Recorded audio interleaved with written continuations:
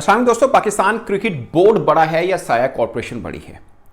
ये बहस इसलिए हो रही है कि साया का बहुत नाम सुना है। मैं बहुत से लोगों के कमेंट पढ़ता हूं, वो पूछते हैं ये है क्या साया। मैं पहले आपको ये बता दूं कि साया है क्या और क्यों इसको पाकिस्तान क्रिकेट के लिए बड़ा खतरा माना जाता है।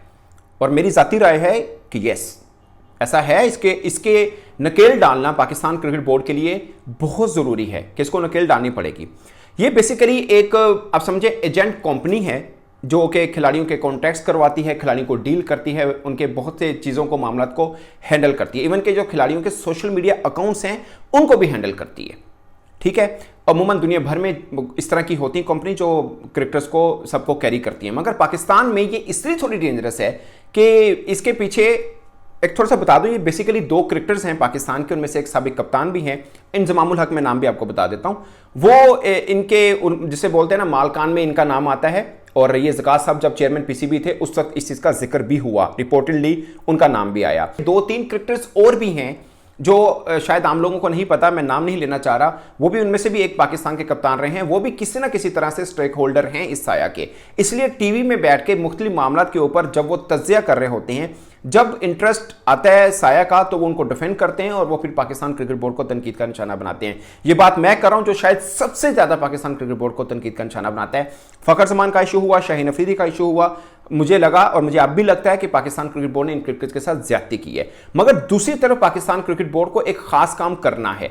आपको याद होगा भी बहुत बार मैंने ये एग्जांपल के तौर पे दिया कि जब बाबर आजम का पहले इशू बना कप्तानी से हटाने का, तो शाहीन अफरीदी ने ट्वीट की थी, हारिस रऊफ ने ट्वीट की, और अब इशू बना तो फखर जमान ने ट्वीट की। तो तीनों के पीछे एक चीज है जिसका नाम है साया, जो कि इनके सोशल मीडिया को डील करता रहा है। अगरचे शाहीन अफरीदी ने बाद में साया से अपने आप को डी अटैच कर दिया था, वो अब साया का हिस्सा नहीं है, क्योंकि उनको ये लगा, सोर्सेज जो कुछ मेरी जिनसे बात हुई, उनको ये लगा कि ये साया जो है वो एक आधा क्रिकेटर है जिसकी प्रमोशन के बेसिकली काम करते हैं। बाकी जो क्रिकेटर साथ में अटैच हैं वो शायद कहीं से यूज हो रहे हैं, तो मैं क्यों इसका हिस्सा बनूं। इस वास्ते शाहीन ने अपने आप को अलग कर लिया था साया से। अब फखर जमान के हवाले से भी उनके भाई की पहले ट्वीट आई कि जो ट्वीट की गई है वो बेसिकली उन्होंने नहीं की थी, इनडायरेक्टली वो कहना चाह रहे थे कि साया ने की है। बाद में फखर जमान के भाई ने ट्वीट भी डिलीट कर दी। मुझे लगता है कि फखर जमान एक खुद सीधे इंसान है और वो बाबर आजम के बारे में जो राय रखते हैं वो कई बार मीडिया के सामने भी बोल चुके हैं। और इसके अलावा वो क्रिकेट बोर्ड के एक दो बंदों से उनकी फोन पे बात, उन्होंने बोला कि यार मैंने अपनी जो दिल की बात थी मैंने वो कर दी है। अगरचे ऑफ कोर्स लफाजी जो थी वो सब साया की थी, साया ने जो किया होगा वो फखर जमान से कॉन्सेंट लेके ही किया होगा, इसमें कोई शक नहीं है। मगर आपको मालूम है, मैं कुछ छोटी सी एग्जांपल देता हूं, कुछ 30-35 क्रिकेटर हैं जो ये कंपनी डील करती है। अब मेहरान मुमताज हैं, मैं आपको एग्जांपल के तौर पे बता रहा हूं, बड़े अच्छे क्रिकेटर हैं, मगर पाकिस्तान नहीं खेले हुए अभी, वो उसको भी डील कर रही है। क्यों?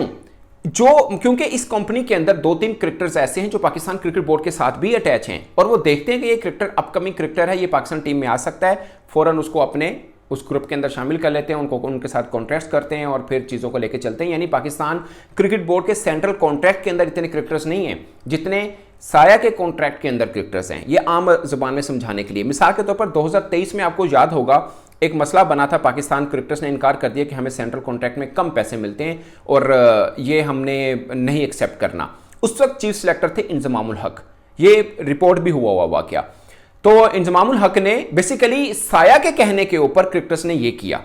अब समझिएगा इस बात को कि हमने सेंट्रल कॉन्ट्रैक्ट नहीं लेना। साया मींस इंजमामुल हक खुद, समझ रहे हैं। और इंजमामुल हक चीफ सिलेक्टर भी थे पाकिस्तान क्रिकेट बोर्ड के। यानी एक तरफ से वो ये कह रहे हैं क्रिकेटर्स को कि आप कॉन्ट्रैक्ट को साइन ना करिएगा, दूसरी तरफ वो बतौर चीफ सिलेक्टर चेयरमैन उस वक्त ज़कात अशरफ को कह रहे थे कि मैं खिलाड़ियों के साथ बातचीत करके आपका मसला हल करवा देता हूं।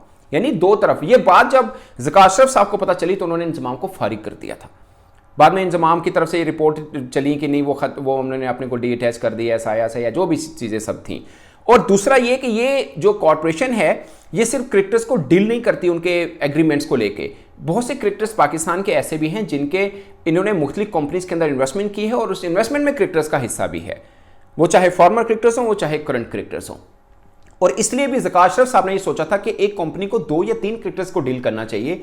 इतने ज्यादा क्रिकेटर्स को डील कर रही है तो वो एक तरह से अपना एक पावर ग्रुप बना सकते हैं, जो कि वो बन चुके हुए हैं। बट ये पाकिस्तान क्रिकेट बोर्ड को भी पता है कि साया क्या कर रहा है। और पाकिस्तान क्रिकेट बोर्ड जराए जो मेरी मुख्तलिफ लोगों से बात हुई वो कह रहे हैं कि हमारा नेक्स्ट स्टेप साया को नकेल डालना है। ये मैं आपको आज ही बता रहा हूं। बट ये बहुत बार पिछले चेयरमैन भी कर चुके हैं, मतलब सोच चुके हैं कि हम इनको नकेल डालें। आई डोंट नो कि ऐसी कौन सी मजबूरी बनती है कि वो नकेल नहीं डाल पाते हैं। अब जो चेयरमैन पीसीबी हैं मोहसिन रजा नकवी साहब, वो इंटीरियर मिनिस्टर भी हैं। आई गेस इनसे मजबूत चेयरमैन कोई हो नहीं सकता। और इनको भी पता चल गया कि पीछे मामला क्या चल रहे हैं और किस तरह पाकिस्तान क्रिकेट के मामला को एक कंपनी गलत तरीके से हैंडल कर रही है। और सिर्फ ये मैं साया का नाम नहीं ले रहा, एक और कंपनी भी है, मैं उनका नाम नहीं लेना चाह रहा, वो भी अच्छी खासी तादाद के अंदर क्रिकेटर्स को डील करते हैं। उनको भी पूछकर, यानी जो भी हो, मैं किसी एक कंपनी का नाम नहीं ले रहा, जो भी हो, वो 2 से ज्यादा, मतलब एक हैं वो असाइम अयूब को भी करते हैं, उसामा मीर को भी करते हैं, 2-4 और को भी करते हैं। तो ये क्या लॉजिक हुआ? मतलब आपके पास 8-10 क्रिकेटर आपके पास भी हैं, 30-35 उनके पास भी हैं, आपके पास 2 से ज्यादा क्रिकेटर नहीं होने चाहिए। और आप कैसे डील कर सकते हैं कि 1-2 क्रिकेटर्स के मसाइल, उनके एग्रीमेंट्स को तो आप डील कर सकेंगे, 30-35 को लेके कैसे डील करते हैं? जाहिर है आपने एक पावर ग्रुप बना के रखा हुआ है, और जब क्रिकेट बोर्ड कोई चीज करता है जो आपके अगेंस्ट होती है, आप सबको खड़ा कर देते हैं क्रिकेट बोर्ड के खिलाफ। ये बात क्रिकेट बोर्ड अब के नहीं, पिछले वाले को भी पता था, मगर कुछ कर नहीं पाए क्योंकि उनके पास टाइम नहीं था। अब के चेयरमैन के पास टाइम भी है, पावर भी है, अथॉरिटी भी है, और इनको करना चाहिए, वरना बात बहुत दूर तक चली जाएगी। ये मामला तो और खराब होंगे, वो चाहे कोई क्रिकेटर है। अगर आप इस तरह से है कि एक कंपनी है जो आपको यूज कर रही है और आपको पता नहीं चल रहा, तो कम से कम क्रिकेट बोर्ड को तो पता चल रहा है, और क्रिकेट बोर्ड को इस पर एक्शन लेना चाहिए, वरना पाकिस्तान क्रिकेट में मामला और खराब हो जाएंगे। सोचिए, एक टीम के अंदर 15 खिलाड़ियों में से 10-12 खिलाड़ी एक ही कंपनी के हैं, एक ही कंपनी के हैं, तो क्या बनेगा? ये कैसे, मतलब दुनिया में किसी टीम के साथ ऐसा नहीं होता। तो साफ है कि ये साया का साया पाकिस्तान क्रिकेट से हटाना पड़ेगा, वरना ये जो मनहूसियत का साया है ये पाकिस्तान क्रिकेट पर लगा रहेगा। ये बात ज़हन में रखिएगा, ये करना बहुत ज़रूरी है। और इसके अंदर जो भी क्रिकेटर आते हैं, ये क्रिकेटर से आप बात कीजिए या पाबंदी रखिए कि कोई, मतलब पाबंदी मीन कि कोई इलीगल काम खैर वो नहीं कर रहे, बट पाबंदी ये ज़रूर रखनी चाहिए कि आप कोई भी कंपनी है, कोई भी एजेंट है, वो 2 से ज़्यादा को डील नहीं कर सकता। Simple is this. ऐसा नहीं हो सकता कि एक ही कंपनी है वो 30-35 खिलाड़ियों को डील कर रही है, और वो उन क्रिकेटर्स को भी कर रही है जो बेचारे भी डोमेस्टिक खेल रहे हैं, उनको भी कर रही है। इसका मतलब क्या है, ये सबको समझ में आ रहा है। दोस्तों, इस पर आप अपनी राय कमेंट बॉक्स में जरूर बताइएगा। और ये डिटेल से मैंने सिर्फ इसलिए बताया क्योंकि बहुत से लोग पूछते हैं, यार ये क्या है साया, ये क्या इतना जिक्र हो रहा है इसका, ये है क्या? तो मुझे लगा कि मैं आपको बताऊं ये बेसिकली चीज़ क्या है। इस मामले में मैं पाकिस्तान क्रिकेट बोर्ड के साथ हूं कि इनके खिलाफ, ये सिर्फ साया नहीं है, बाकी भी जो इस तरह की कंपनीज हैं, इनके खिलाफ एक्शन होना चाहिए कि भाई आप 2 से ज़्यादा क्रिकेटर्स नहीं रख सकते हैं। आप रखेंगे, आप पाकिस्तान क्रिकेट को एक तरह से अपने हाथ में काबू कर रहे हैं। और ये वो चेहरे हैं जो सामने नहीं है लोगों के, आम लोगों को समझ नहीं आती। और इसमें कुछ फॉर्मर क्रिकेटर्स भी हैं, जब क्रिकेट बोर्ड की बात करता है तो वो खड़े टीवी पे आ जाते हैं। आम लोगों को तो पता ही नहीं है कि बेसिकली इनका भी इंटरेस्ट है साया के साथ। 2-3 क्रिकेटर्स का पता है सबको कि साया के साथ, क्योंकि उन डॉक्यूमेंट्स हैं। कुछ क्रिकेटर उन डॉक्यूमेंट्स नहीं है, फॉर्मर क्रिकेटर्स की मैं बात कर रहा हूं, वो आ जाते हैं। आप खुद देखिए, मैं आपको 2-3 क्रिकेटर्स का 1-2 बार पहले मैंने व्लॉग में जिक्र किया। मुझे दिखाइएगा राशिद लतीफ कभी साया के खिलाफ बात कर जाए, इस टॉपिक के ऊपर वो बात ही नहीं करेंगे। हाँ, साया के खिलाफ पाकिस्तान क्रिकेट बोर्ड कुछ करना जाएगा तो वो पाकिस्तान क्रिकेट बोर्ड के खिलाफ खड़े हो जाएंगे। तो मुझे लगता है कि हमें पाकिस्तान क्रिकेट के साथ खड़े होना है, किसी एक चीज के साथ नहीं, ना ही पीसीबी के साथ, ना ही क्रिकेटर्स के साथ, हमें पाकिस्तान क्रिकेट के साथ खड़े हैं। तो जो चीज पाकिस्तान क्रिकेट के लिए बेहतर है वो करनी चाहिए, वो चाहे कोई भी कर रहा है। वो क्रिकेटर्स कर रहे हैं, फखर जमान के साथ ज्यादती हो रही है, जी बिल्कुल हो रही है। पाकिस्तान क्रिकेट बोर्ड को साया के खिलाफ एक्शन लेना चाहिए, बिल्कुल लेना चाहिए। ये दोनों चीजों के साथ हम खड़े हैं। तो दोस्तों, इस पर आप अपनी राय कमेंट बॉक्स में जरूर बताइएगा। मेरी तरफ से इतना ही, इजाजत दीजिए, अल्लाह हाफिज।